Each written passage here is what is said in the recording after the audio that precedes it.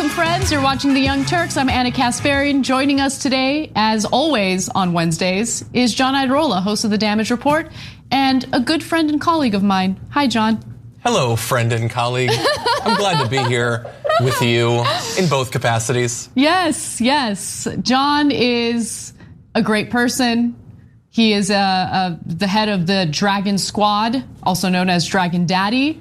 Watch The Damage Report. That's where you'll kind of get what that's all about. Maybe.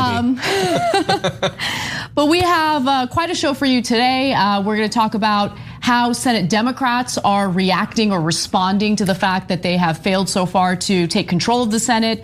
There are some similar themes to what we heard from House Democrats in that fiery call that Abigail Spanberger was involved in. But I'll give you the details on that later. And then later in the show, in the post game, which will be open to the public today, we're going to talk a little bit about leftists and why they hate Thanksgiving, according to Charlie Kirk. But before we get to all of that fun stuff, stuffing. Just a few announcements for you all. Your online activity needs to be protected, and the best way to do that is through a VPN. Luckily, you can get a good discount on Pure VPN by going to tyt.com/pure. It is the internet security you need, and you get a 7-day trial for only 99 cents. Plus 62% off a yearly plan. Again, just go to tyt.com/pure. Also, I don't know about you guys, but I'm a huge fan of trees. And every time you go shopping and use a card, you can actually plant trees simultaneously. Learn more about that by going to tyt.com/trees. And finally, Shop TYT. I don't even know who's authorizing them to do this because this is insane. They're doing 10 days of Black Friday. Day one, let me give you the deets. Day one, take 15% off everything using code FLASHKICKOFF at shoptyt.com. Everything, including that shirt that you're wearing. Look at that fancy shirt, cognitively there. I know, this is a funny one. I know it's easy to forget the crazy things we memorialized in shirts, but you're not gonna wanna forget this one. I love it, I love it. It's good for anybody, whether you're a person, a woman, man, maybe a camera or TV. And look, members get a special discount. So if you're a member, go to tyt.com/notice, tyt.com/notice, and you can get 20% off everything. So what? Damn, pays to be a member. The manager is out of the building and they've gone insane. You're killing me, Larry. Okay.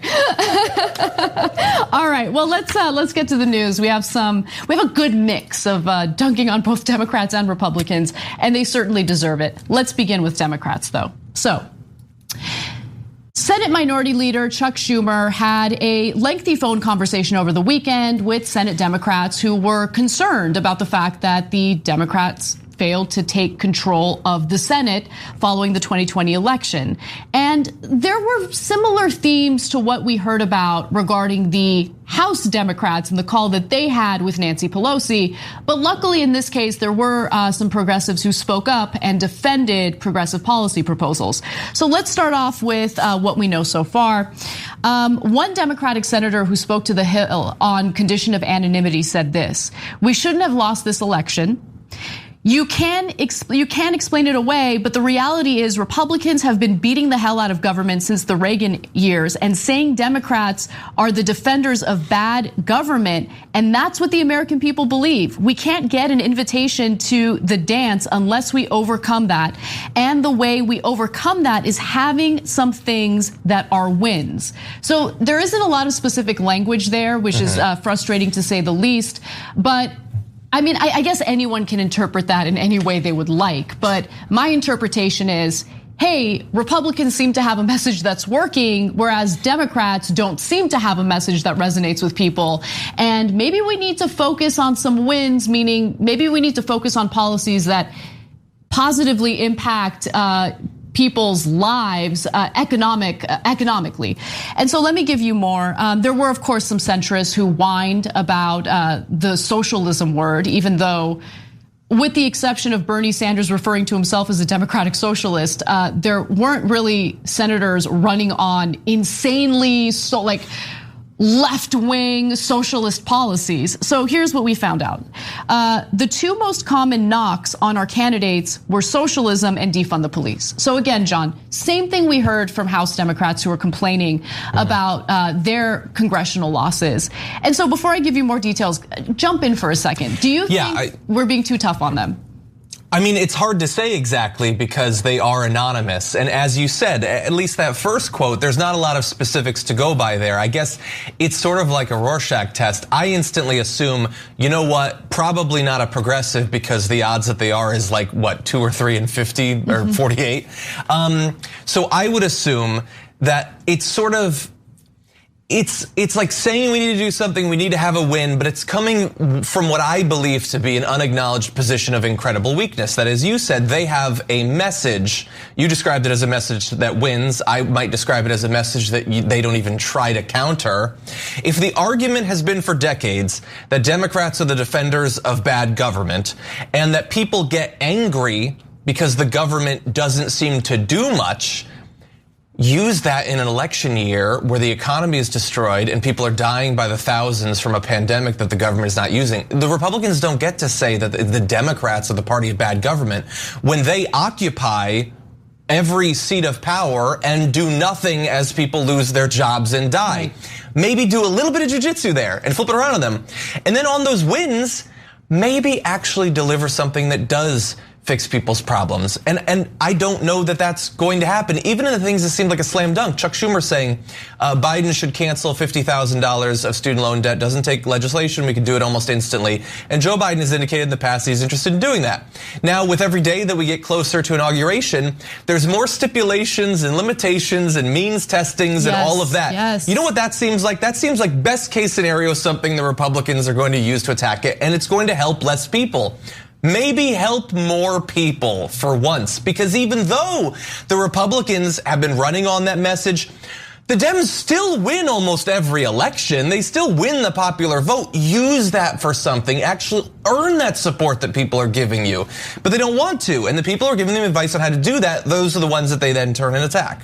You know, and there is a very noticeable difference between how Republican lawmakers treat their constituents or respond and react to their constituents versus how Democratic lawmakers do. Democratic lawmakers seem irritated by their constituents. They don't necessarily listen to them.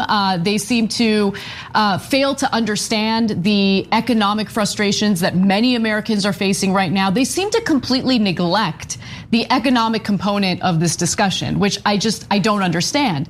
At the same time, you look at Republicans and Donald Trump, for better or worse, right? They care so deeply about playing into their base. I mean, to the point where they feed into some pretty toxic and dangerous behavior in this country, particularly Donald Trump. But Donald Trump, remember, wanted to invade Iran approximately 58 times during his first term. And one of the reasons why he hasn't, despite the fact that he, is this impulsive lunatic, is because he knows that his base doesn't have an appetite for war. So I'm giving you that example to kind of juxtapose what we see from Democrats versus Republicans.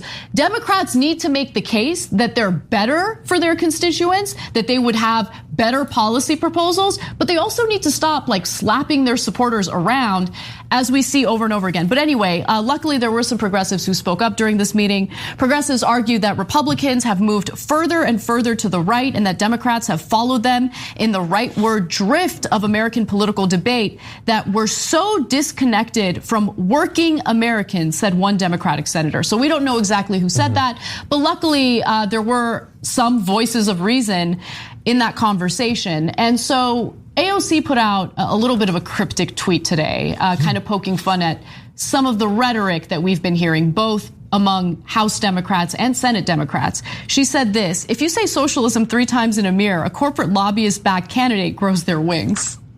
Yeah, the metaphors are a bit mixed there, but that happens to me too. It's funny, and yeah, it's this mythic quality that we give to that word, that even if you take for granted that it works, that it matters that they call you a socialist, this is not new. They've always done it. They will always do it. You could run Chuck Grassley as the Democratic nominee. They'd call him the socialist Chuck Grassley.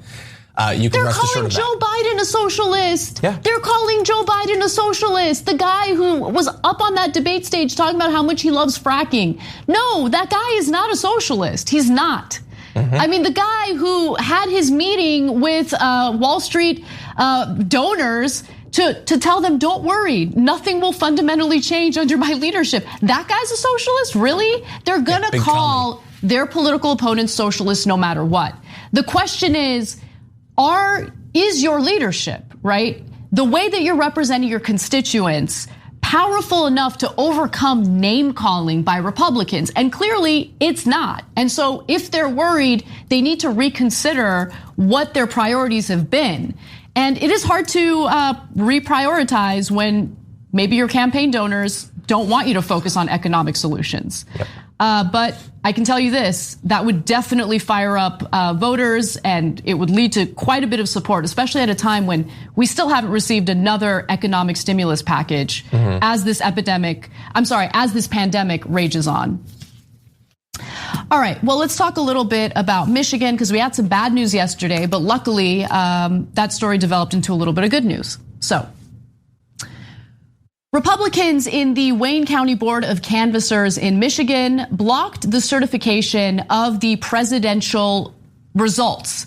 Now, that was the big news yesterday, but luckily that county, which includes Detroit, did vote for Joe Biden, and now it turns out that shortly after blocking the certification, that board later unanimously voted in favor to certify the election results. So the Michigan Secretary of State, Jocelyn Benson, has more on this. Let's watch. The Wayne County Board of Canvassers actually reversed their past decision and voted 4-0 to certify the full results, including the city of Detroit, for Wayne County. Now, why would they do that? Well, it appears that the truth won in this scenario. Basically, the evidence is clear. There were no irregularities. There was no evidence of widespread fraud. And in fact, there were simply minor clerical errors, as we were discussing, actually less clerical errors than in past election.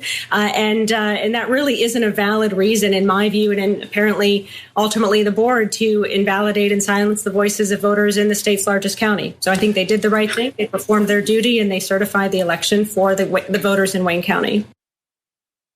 Now, I do think it's problematic that the two Republicans on that board refused to certify the election results initially, and they did so while repeating some of the lunacy coming from Trump's campaign. And there should be consequences for that, even though they reversed course later. And I do want to tell you why this was such a giant problem, because remember, Wayne County includes Detroit, which overwhelmingly voted for Joe Biden, and of course is a predominantly African-American part of Michigan and a part of the county. And so the head of the NAACP in Detroit, Reverend Wendell Anthony, actually called the board out on their initial decision, and I think his words are powerful. So let's take a quick look at what he had to say. You have extracted a black city out of a county and said the only one that are at fault at an issue is the city of Detroit, where 80% of the people who reside here are African Americans. Shame on you. Shame on you for leading to this level of corruption. You have disavowed your right to even sit in the seat that you occupy. You are a disgrace as relates to the ability to have a free and impartial election in this nation. So if they had refused to certify the results in Wayne County, that would have impacted the state of Michigan in regard to the presidential election. So President-elect Joe Biden won Michigan by more than 148,000 votes, a victory made possible by a strong showing in Wayne County, where he netted more than 322,000 votes over President Donald Trump. The initial party line deadlock would have put Biden's Michigan victory in jeopardy, but projections indicate Biden will win 306 electoral votes, which means he'd still become the next president, even in the unlikely scenario that he doesn't get Michigan's 16 electoral votes. And so far, it appears that he will get those electoral votes. John. Yeah, which means that they're willing to do this seemingly unprecedented, impossible thing where they just pick and choose which cities based on racial composition they want to count and which they don't, knowing that even if they do that, they have to also do it in other states. Like, it wouldn't be enough there. Trump would still lose, but they're willing to do it. Even though it's a long shot there and it's a long shot in other cases, they're willing to disenfranchise hundreds of thousands of people on the long shot chance that it works in some other area. And it is amazing that we're seeing this not only in Detroit, but also, Atlanta. We're seeing much of the same thing in Georgia, that it's really sort of completing the full Republican approach to democracy going forward. We'd had 2/3 of the strategy up until this election, where before the vote, if you were black, you were going to find God knows how many obstacles to registration and actually being able to vote and all of that. When you go to vote, you're going to have to wait in long lines because they've selectively culled polling or ballot places to vote in areas where black voters are more common. And you're likely to get intimidated, and there will be Proud Boys and all of that. Now, even if you go through all the obstacles leading up to Election Day and you actually go and manage to vote, now they are becoming incredibly comfortable with just selectively trying to weed out your vote afterward. It's like the closing of the circle there. And it would be nice to think that this is just a Trump thing, that Trump's crazy, and so he's got Rudy Giuliani going off there, and that's why you're seeing this. But is it going to be? Is Tom Cotton or Tucker Carlson in 4 years? If it's one, like, imagine if it was just one state. This isn't enough. Like, Detroit flipping wouldn't actually get Trump the presidency, but what if it was? Mm-hmm. What if in the next election it's just one state? Do you think that they're going to be shy? Like Florida? Yeah, about Florida or God knows where. Maybe it's Arizona next time. Maybe it's Nevada. Maybe Las Vegas. Maybe their votes need to not count next time. I don't know. Yeah, I mean, and I love that you brought up all the various ways in which the Republican Party, under the leadership of Donald Trump, tried to intimidate voters or spread all sorts of disinformation regarding mail-in ballots. We also had Louis DeJoy, who's still currently the Postmaster General, dismantling the post office's ability to process an influx of mail-in ballots. I mean, to be quite honest with you guys, I did not think that based on all of the actions that were taken by Republicans prior to the election, that it was gonna be a free and fair election. I didn't think that Joe Biden had a chance because of all of these various disadvantages. But he managed to win 306 electoral votes, despite all of those challenges, despite the voter intimidation. And yeah, Republicans just pivoted on to a different talking point and a completely different narrative of how this entire election was rigged. The fact that you have Republican lawmakers right now who behind the scenes acknowledge that Joe Biden is the president-elect, but then publicly enable Donald Trump tells you everything you need to know about Republican lawmakers. They are out for themselves. They only care about their own political futures, their own careers. Doesn't matter if our democracy is completely destroyed in the process of their own self-serving actions. That's our government. And so I think I can understand why so many people are not so trusting toward our government, but we need to change that. We need to elect these types of people out. And the only way to do that, to be quite honest with you, is to actually listen to the American people and what they genuinely want in this country, what they need to live happy, prosperous lives. And right now, I'm not really seeing much attention to those issues by either party. Anyway, we'll have 4 years to talk about that in more detail. But let's take a quick break. When we come back, we'll talk about how Trump is retaliating against government officials who aren't going along with his disinformation campaign regarding the election. We need to talk about a relatively new show called the Republic, or UNFTR. As a Young Turks fan, you already know that the government, the media, and corporations are constantly peddling lies that serve the interests of the rich and powerful. But now there's a podcast dedicated to unraveling those lies, debunking the conventional wisdom. In each episode of the Republic, or UNFTR, the host delves into a different historical episode or topic that's generally misunderstood or purposely obfuscated by the so-called powers that be, featuring in-depth research, razor-sharp commentary, and just the right amount of vulgarity. The UNFTR podcast takes a sledgehammer to what you thought you knew about some of the nation's most sacred historical cows. But don't just take my word for it. The New York Times described UNFTR as consistently compelling and educational, aiming to challenge conventional wisdom and upend the historical narratives that were taught in school. For as the great philosopher Yoda once put it, "You must unlearn what you have learned." And that's true whether you're in Jedi training or you're uprooting and exposing all the propaganda and disinformation you've been fed over the course of your lifetime. So search for UNFDR in your podcast app today and get ready to get informed, angered, and entertained all at the same time.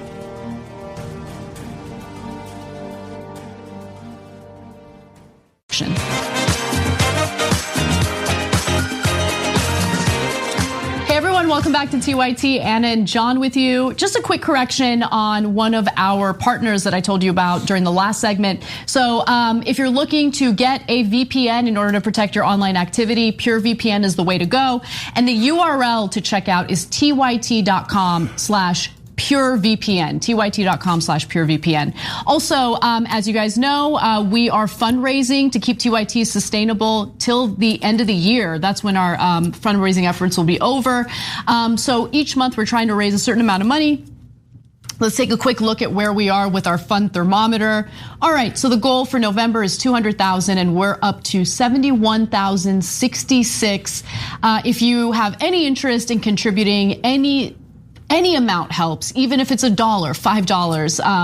We love being able to only be accountable to you guys. And so having you guys fund this show gives us the opportunity to do all the programming we do, all the specials we do. And we really, really appreciate it. tyt.com/go is where you can contribute. And I don't think most people know how expensive daily operations in the war on Thanksgiving actually are. Like somebody's got to smash those pumpkins, round up all the stuffing and burn it before it can be eaten. And that takes a lot of money. I can't wait to talk about that story. We will. But let me just say, minus what the historical context is, right? I love Thanksgiving. I love what Thanksgiving has morphed into, right? Mm-hmm. I love being with family. I love eating a good meal with family. It's just, anyway, we'll talk about conservatives and their lunacy later. But right now, let's talk about Trump's lunacy because that's still happening. So Donald Trump has fired the top cybersecurity official over the fact that this official had the audacity to say that we had an election that was totally safe, that didn't have any problems, no widespread fraud. But of course, that goes against Donald Trump's narrative that he lost as a result of widespread fraud. Fraud that he and his lawyers, Rudy Giuliani in particular, have failed to provide any evidence of. And so what did Trump do? Well, he fired Christopher Krebs and he did so on Twitter. Here's what he wrote. The recent statement by Chris Krebs on the security of the 2020 election was highly inaccurate in that there were massive improprieties and fraud, including dead people voting, not true. Poll watchers not allowed into polling locations, not true. Glitches in the voting machines, which changed votes from Trump to Biden, also not true. Late voting, not true, and many more. Therefore, effective immediately, Chris Krebs has been terminated as director of the Cybersecurity and Infrastructure Security Agency, which is a clunky name for a government agency, I must admit. But nonetheless, this is what Trump does. He retaliates against any government official who doesn't go along with his complete and utter lies. And if there were widespread voter fraud, he and his lawyers, through the dozens of lawsuits they filed in key battleground states, could have proven it at this point. They could have provided evidence, but they have failed to do so. And John, before I get to you, I do want to show this quick video detailing exactly why Donald Trump would want to fire someone like Christopher Krebs. Christopher Krebs headed the Department of Homeland Security's Cybersecurity and Infrastructure Security Agency. Just last week, the agency called the 2020 election the most secure in American history, contradicting the president's claims of voter fraud. Krebs told CBS News last night he was expecting to lose his job, adding he has no regrets. So he was expecting to lose his job because he knew that saying the right things and being honest with the American people would put a target on his back. And as he expected, Donald Trump fired him the way that Donald Trump would fire someone, over Twitter, like a complete and utter child. And the way he wrote it, therefore, effective immediately, Chris Krebs has been terminated. Like, again, it's like they're using the language to try to make it seem as if this is official, and I am a very strong man who's making strong decisions. I'm kind of a strong man. It's Twitter, you little twit. Like, it just makes you come across even more petulant and angry. And the fact that his statements about Chris Krebs doing a fact check on his election misinformation, the fact that those tweets themselves are marked by Twitter as containing election misinformation is just like, mwah, I just love it. But there's a little bit of good news, a little bit of bad news. The good news, as I discussed in a live video earlier today, is that Chris Krebs apparently, as part of acknowledging that he was probably going to be fired, set up a new position inside of CISA beneath him and beneath his immediate successor, both of which are sort of political appointments that can easily be terminated.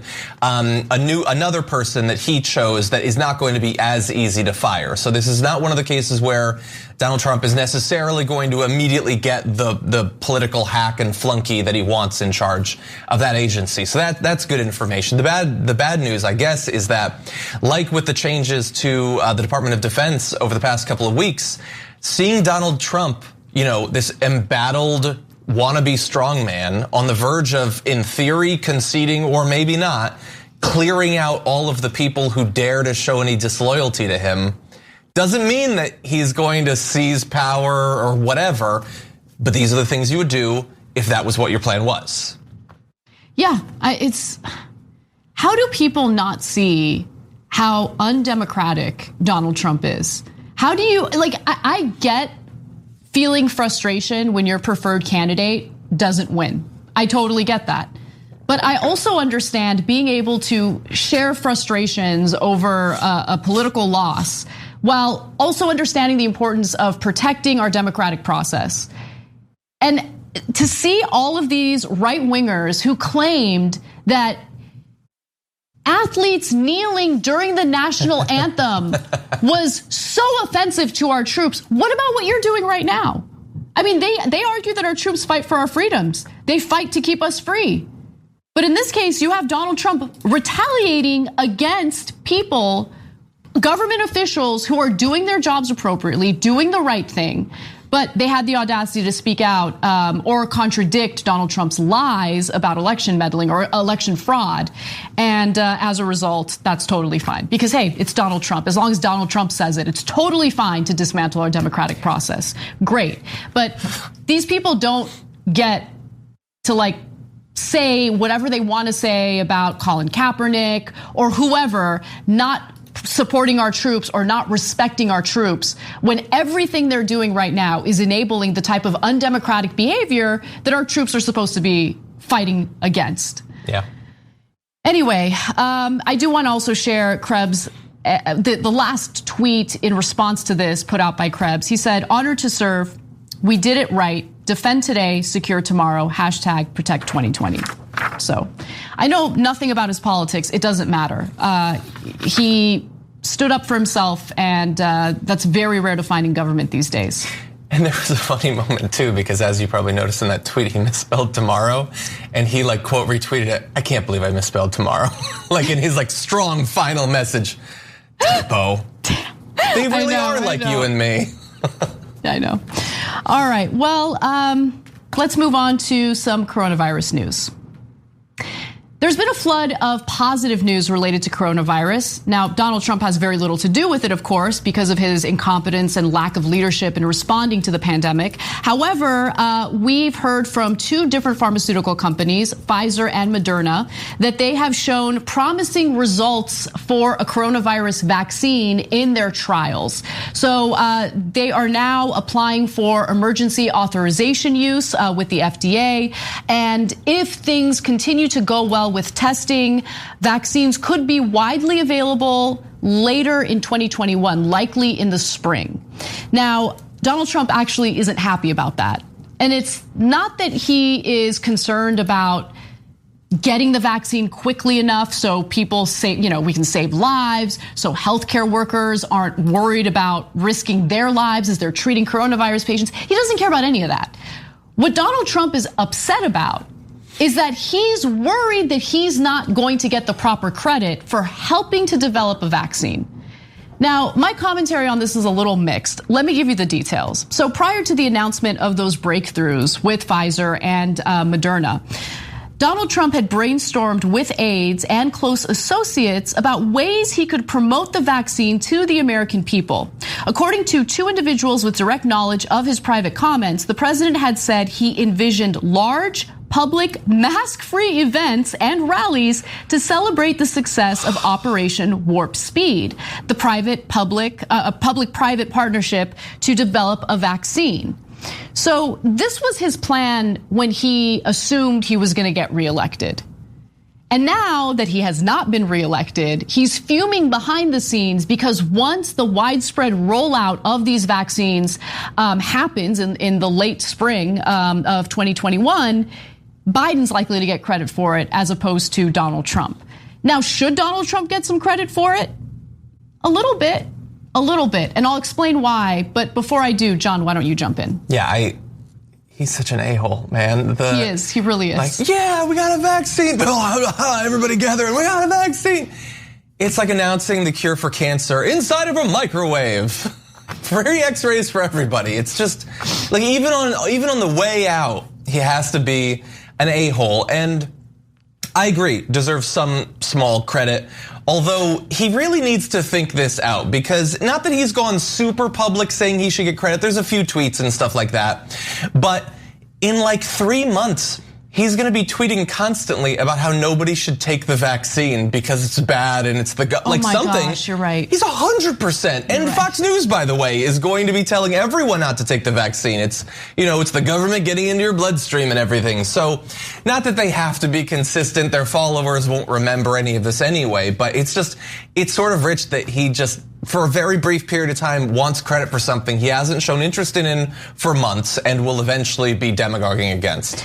Yeah, and he was planning on doing like these press conferences where he was going to unveil various headlines, negative headlines about his handling of coronavirus, and then he'd be like, but now there are vaccines, so like he wanted to do this whole like strike back vengeance thing, and he's upset that he's not going to be able to do that now. But anyway, Trump has been complaining about how he's unlikely to get credit pretty openly. So here's an example of one of his tweets on this. He says, another vaccine just announced, this time by Moderna, 95% effective. For those great historians, please remember that these great discoveries, which will end the China plague, God, he's such a bad person, all took place on my watch. Okay, all right, Donnie, okay. Let's all calm down. Let's talk about the details and whether or not he deserves some credit. So much like other administrations, the federal government does provide research and development money for a lot of these pharmaceutical companies who then create various medications, drugs, pharmaceutical drugs, and then they proceed to turn around and gouge the American people. So does the government help fund the research and development of drugs and vaccines? Yes, absolutely. Did that happen in this case? Yes and no. So Pfizer actually did not take any of the federal government funding under Operation Warp Speed. They did take money from the federal government by essentially allowing the federal government to buy a large volume of doses of the vaccine, right? But in that sense, the government is essentially a consumer buying doses of the vaccine for the American people. Yep. But Pfizer did not take research and development money from Donald Trump or the Operation Warp Speed initiative. Now, Moderna did. Moderna took quite a bit of money, and I think it's relevant to mention that. So Moderna took about $1.5 billion for 100 million doses of the vaccine. But prior to developing the vaccine, they did take $1 billion in funding for the design and testing of the vaccine. And that money did come from Operation Warp Speed. So there you go. We're fair here, right? I'm going to dunk on Donald Trump where he deserves it. And he definitely deserves it when he's being like a little baby about not getting the proper credit. But in this case, with Moderna, he did provide the funding. And I think that he deserves credit for that. But any opportunity he has to do something well, any opportunity for positive coverage of his actions, he immediately diminishes it or destroys it by acting like a complete and utter child. Yep. 250,000 Americans are dead because of how poorly you've handled this pandemic. You should be more concerned about ensuring that you help to save people's lives. But instead, he's concerned about like, I'm not going to get to do my little party. Yeah, and get more people sick. Yes, so with one more than the other, he deserves some sort of nominal credit. I think that the reason that he's claiming credit for both, when one was provided funding to and the other was not, is that he doesn't know and he doesn't care. He has absolutely no idea because, and this is probably going to be a mind blower, and I don't know for sure, I'm going to guess he had absolutely nothing to do with the funding for this. I mean, he's president technically, but I doubt he set the level. I doubt he was coordinating with them. He literally hasn't even gone to a coronavirus task force meeting in months. It happened under his watch, but did it have anything to do with him? No, it's very easy to give away other people's money, honestly. And in sort of the context of his overall approach to coronavirus, I'm not gonna work too hard to give him credit. And by the way, if he wants to get credit for the coronavirus related things that happened under his watch, this is not the only thing having to do with the pandemic that happened under your watch, buddy. Whether you were actually watching or not, a lot of bad stuff happened. As you pointed out, 250,000 people already have died. Maybe 100,000 more will die between now and when you're finally kicked out of the White House. All of that also happened under your watch. And I have a feeling that whether the American people in the end credit him or Joe Biden, or I would argue maybe the scientists the most with getting the vaccine, I think history will remember his effect on the pandemic pretty clearly.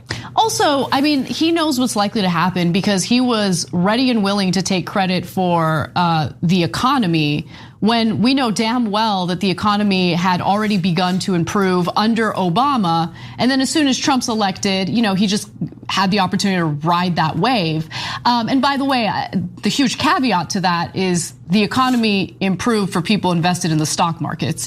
But that's not the case when it came to the vast majority of Americans, many of whom don't have the income necessary to invest or save. But he loves to take credit for things that he hasn't accomplished, so he's worried about someone else doing that to him.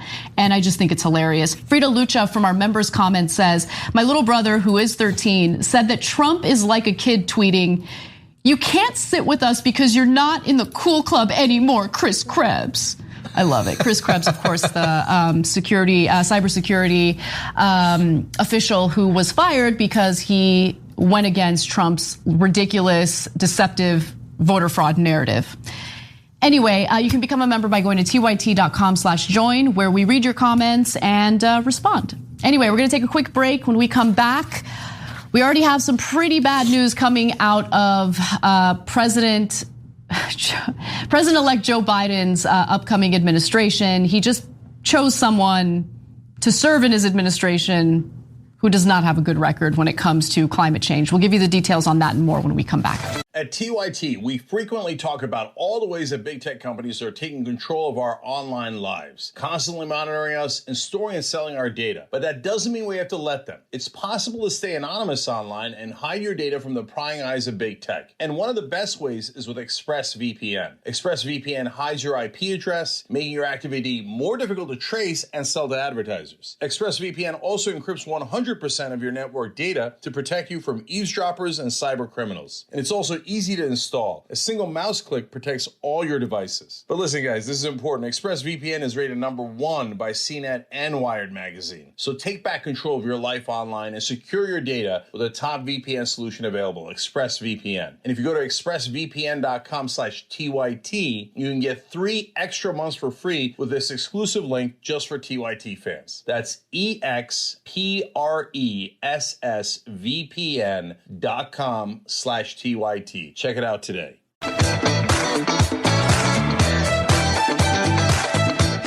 Welcome back to TYT. I feel like randomly letting you guys know that we're currently working on plans to go back to a 2-hour show. It's in the works. I'm not going to give you a firm date yet because things can obviously change. Coronavirus is surging, so we got to be careful. But I'm really looking forward to filling you guys in on my home projects.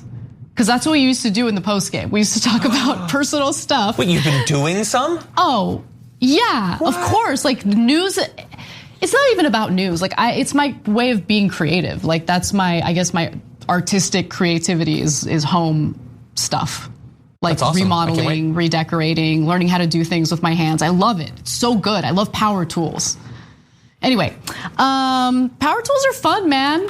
That sounds awesome. Like, yeah, I mess with the miter saw and a table saw and a circular saw.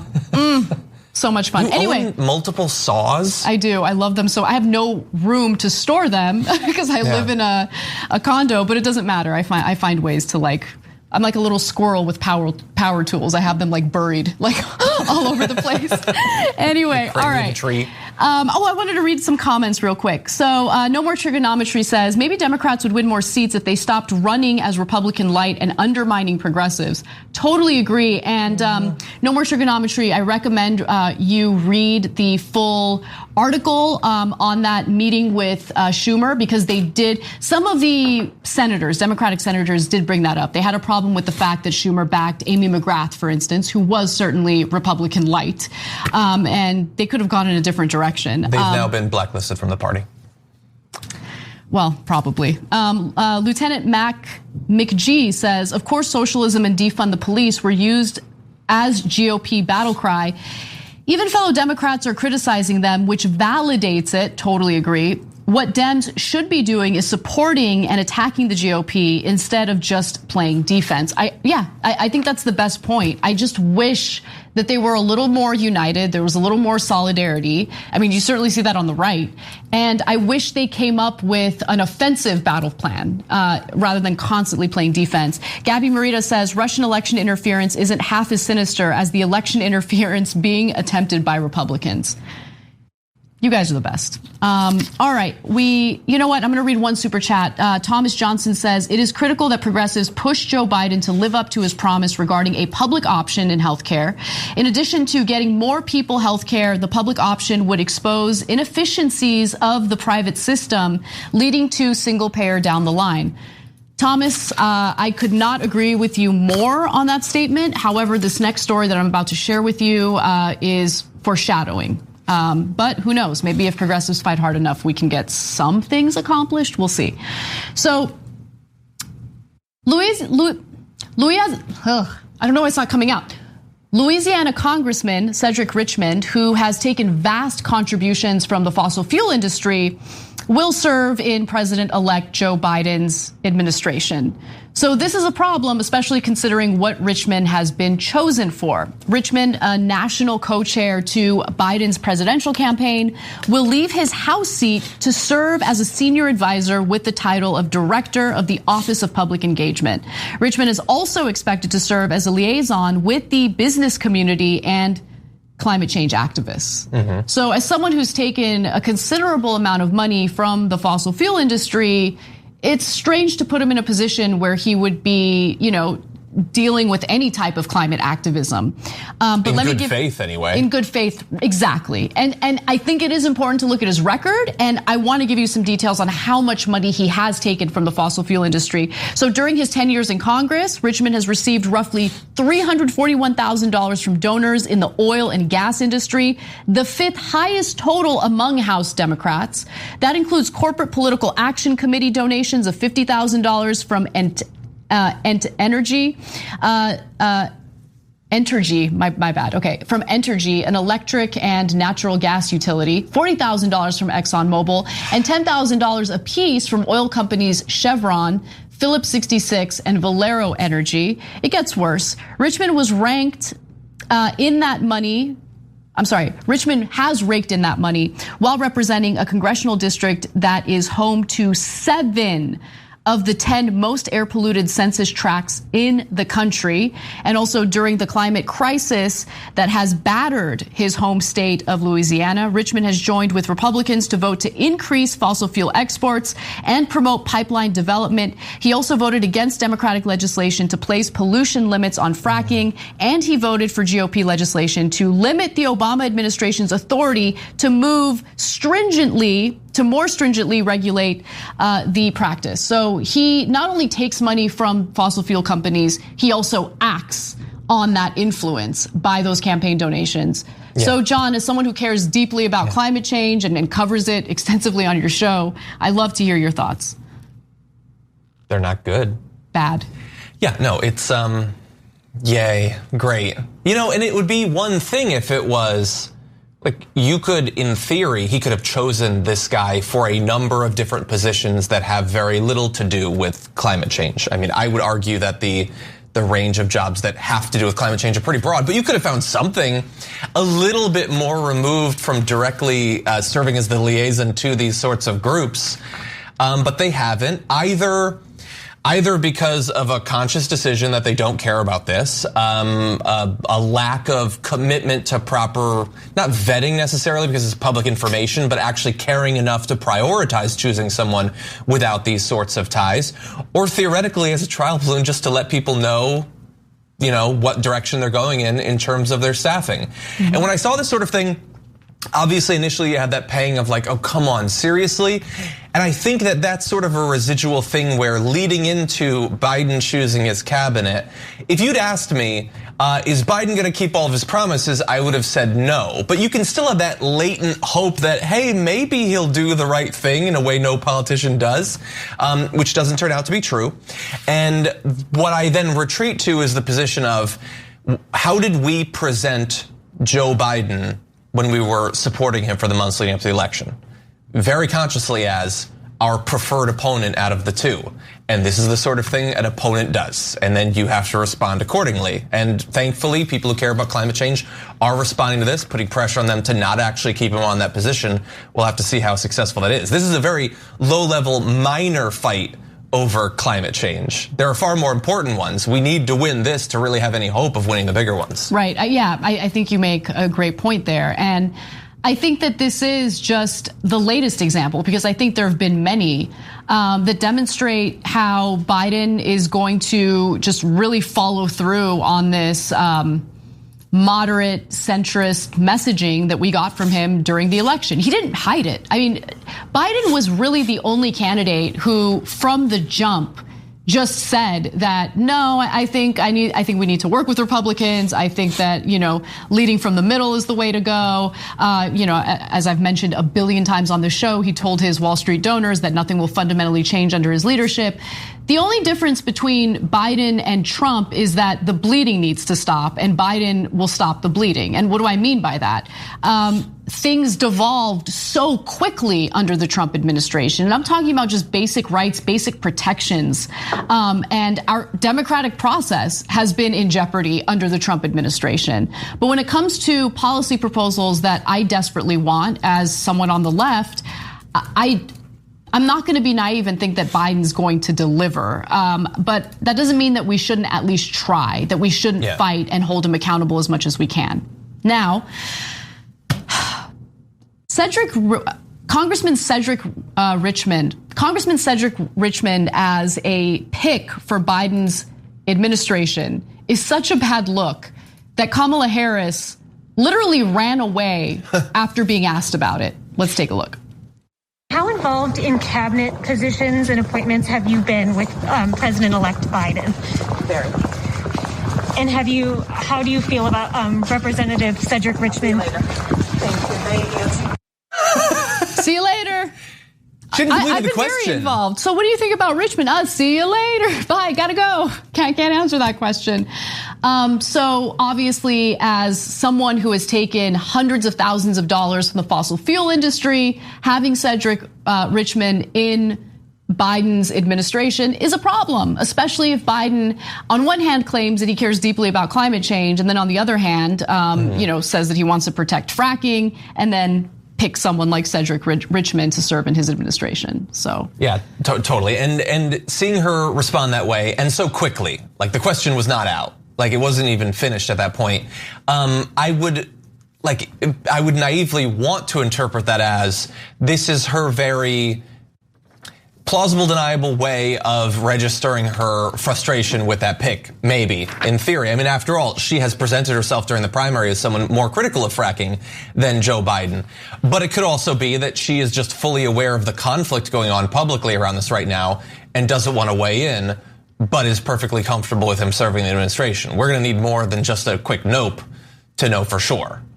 Right, yeah, and I mean- And one last other final thing, she's very involved in the process, and they are going with that guy. That's right, that's right. And progressives are already fighting the potential Biden pick of Heidi Heitkamp in his administration. She's being considered as head of the USDA, and she was certainly a moderate, if you want to label her nicely, but she does not in any way represent what progressives want in the federal government. And it's an issue, especially considering some of her conflicts of interest that would impact some of her decision making as head of the USDA. So far, we're getting some pretty bad signs from Biden's picks, but we'll keep you guys posted and updated on it as we learn more. All right, one more story for you before we end the first hour. In the battle between Trump loyalists and the Republican Secretary of State Brad Raffensperger, Trump just got destroyed. He got destroyed because the Secretary of State, of course, he's the Secretary of State of Georgia, has come out and basically delivered some cold, hard facts about how Trump's disinformation campaign led to Republicans staying home and not voting in Georgia. So in a recent interview, Raffensperger said there were 24,000 Republicans in Georgia who actually did vote during the June primaries, but then didn't show up to vote on election day. Here's what he said. They did not vote absentee because they were told by the president, don't go to absentee. It's not secure. But then they did not come out and vote in person. He would have won by 10,000 votes. He actually suppressed his own voting base. But it's so true. I mean, John, take it away. Do you want people to vote or don't you? Well, I mean, we already know that answer. But you get that, like, some people support you. Like and this is not a new thing. Whenever Republicans do the thing where they try to stop college students from voting if they originally lived out of state, they do that because they know that on balance, it takes away the rights of more Democrats than Republicans. But every single time they do that, they do still disenfranchise some Republicans. They're just comfortable with that because they don't care about those people. But like overall in a close election, maybe do the thing that results in more of your people coming out, especially if you're as confident about how committed and passionate your voters are. You've been saying that month after month. Well, then actually rely on that and have people vote and assume that you can win based on that.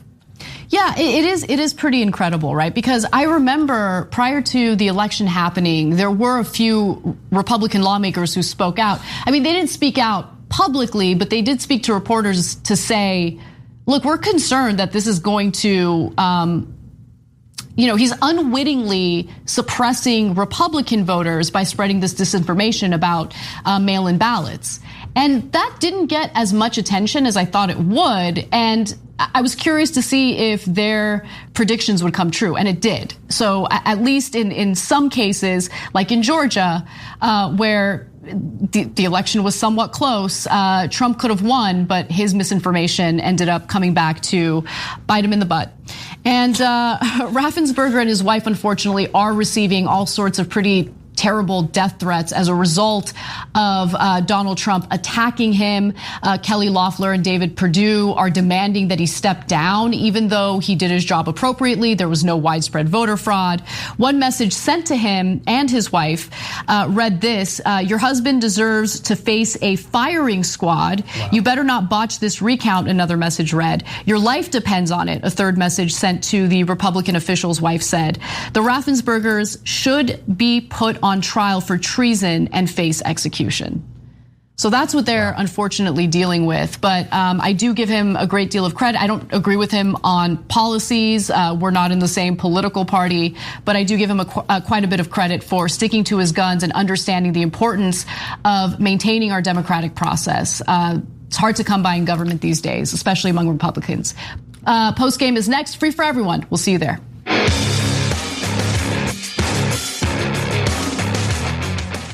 Thanks for listening to the full episode of the Young Turks. Support our work, listen ad-free, access members-only bonus content, and more by subscribing to Apple Podcasts at apple.co/TYT. I'm your host, Cenk Uygur, and I'll see you soon.